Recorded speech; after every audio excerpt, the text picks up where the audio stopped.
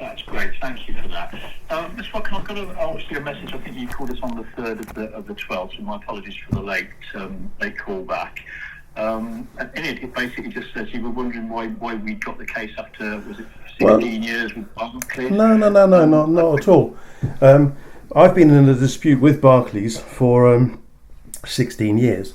And when I spoke to their litigation team, they said that TLT were dealing with this because the litigation lady, couldn't negotiate and couldn't give me any answers to the questions I've been asking for 16 years. Okay.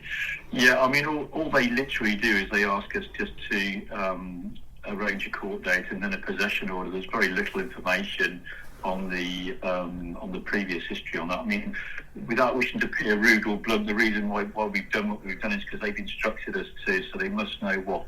Well, but the problem is, right, so this went to the ombudsman. The ombudsman found in my favour and said the way forward, the recommendation was negotiation.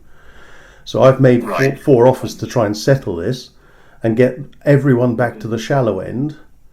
And Barclays still haven't answered my original questions. And either they can't, they won't, or there's another reason. And now they're saying that we're going to push for repossession. And I pointed out to them that they caused my wife's breakdown. Right? I was nearly killed. This is how we got into this mess. I was nearly killed at work. I told Barclays when I was able to walk and talk again. Barclays said we'll offer whatever help is needed, and then within 72 hours debanked me completely. Right? So, and then for a year there were no answers forthcoming. And then for 15 years, Barclays lied, and they recently admitted to lying. And now apparently you're going to help repossess my house for them. And I said, I'll burn the fucking thing to the ground, and I'll stream it to your Facebook page. And then they got a bit stressed. And, if you're a firm of solicitors and you're here to negotiate, I'm more than happy to negotiate with you or anyone to get Barclays to see the error of their ways and to help them find a way out of the deep end where they are with me. I didn't realise any of that. I genuinely didn't. No. Of course you didn't, and you don't need to apologise. And you don't need to apologise because that's something that really tips me over the edge. Yeah, I'm not surprised. I'm not surprised at all. With most banks, Carl, with nearly all the banks that we deal with, as you appreciate, we are Nash, we do NatWest, Lloyds, Barclays, all those. We will negotiate. We can speak to the customer and negotiate a settlement. Unfortunately, with Barclays, their remit to us is that they do all the arrangements. But they haven't. So I gathered from what you're telling me there, we have to refer you back to them. However, what I'm going to do, Carl, because this sounds like it's horrendous. It's utterly horrendous. Yeah. And it's Friday, and we're coming towards a time of year that I struggle a little bit with anyway. And they can keep pushing if they want to, but then you can all pick up the pieces that I'll put on the floor for them. I'm with you. I'm going to give Barclays a call on this, because I wasn't aware of this, so I'm going to give them a call literally now. That's fine. I didn't. See what's going on there. That's fine. I didn't catch your name. Yeah. I'm really sorry. I didn't catch. Right. Yeah, I'm sorry. What was your name? My name's Nick. Nick. Okay. Do you have a surname, or you don't have a surname? Sorry. Yes. Oh, yeah. It's Hicks. H-I-C-K. Yeah, fine. Thank you.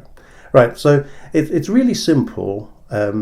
Barclays Bank, this is how you need to phrase it to them, and I think you can understand the rationale I'm coming from. Barclays Bank broke their contract with me when they debanked me. Yeah? I've tried to get this shit show back on the rails for 16 years, and I'm tired. I really am tired now of this. And if they want my house, genuinely want my house, as I told the lady who rang the other day, I said, I'll see you fuckers in hell where you've put me for the last 16 years.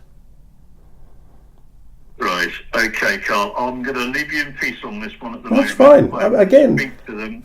I don't want to concern anyone about this. It's really straightforward because, if your employer or your client thinks they can break me, right? They need to start a bit earlier on this. I've done this for 16 years. I can carry it over the finishing line. But it is quite straightforward. Barclays Bank debanked me. They broke their contract with me. And they've put me through, and my family, through absolute fucking misery for 16 years.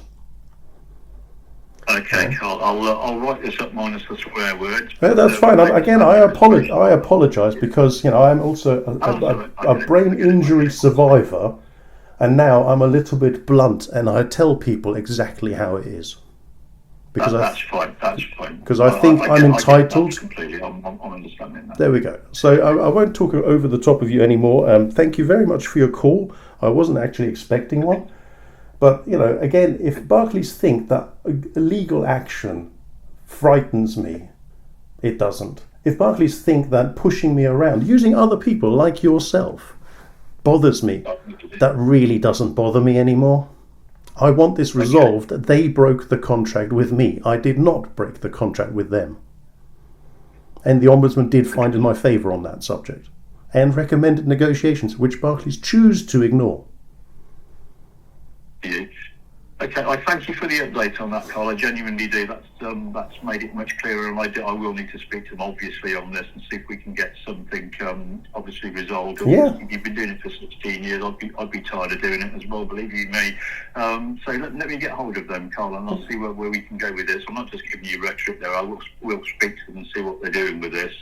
Well, I wish you could, because ultimately, we are all pragmatic people at the end of the day. Solicitors don't want to end up in court. It's just a waste of time. There is the shallow end. I've made 3 offers to settle. 2 of them are very elegant.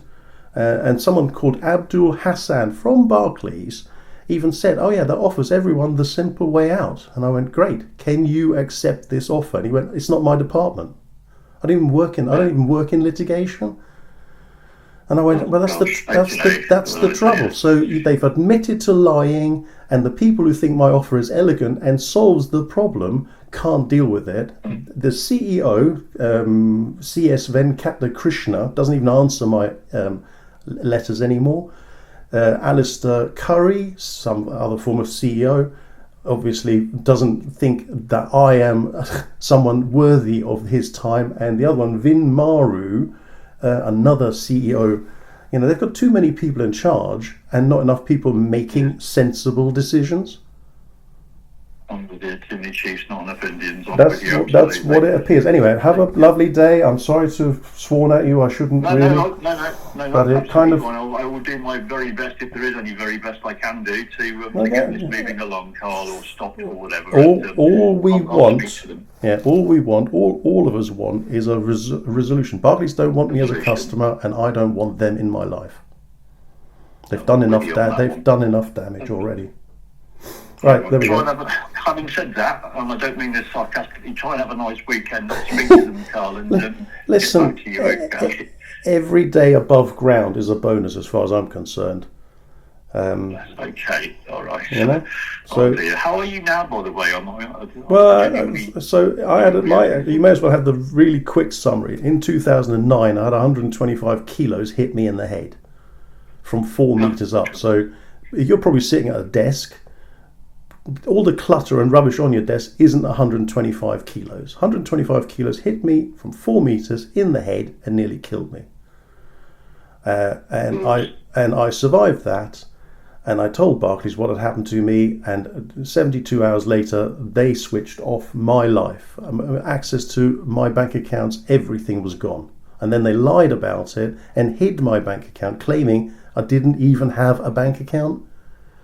The problem just becomes bigger and bigger and bigger. It's like an onion. You peel the layers back and you just come back to Barclays liars, Barclays cheats, Barclays lying cheats. Oh yeah, and they've got my money. They've got £25,000 of my money they don't want to give back. Liars, cheats and thieves. And 16 years later, they think they want to intimidate me. Really, that's I appreciate you telling me this, but obviously the first I've heard of that. But of course, again, I'm not. Okay, let me get hold of them and just see if I can get any sense out of them on this, Carl. Or do give me a ring back, and if they really want to play, let's get it done before Christmas, because I'm not bothered by this anymore. Okay. All right, Carl, I'll leave you in peace now, and thank you for taking the call. You're welcome. Have a good day. That's brilliant. I'll go from there. All right. Thanks very much. Bye-bye. Thank you. Bye-bye. Bye-bye. That should put that pretty much on the blunter side of it.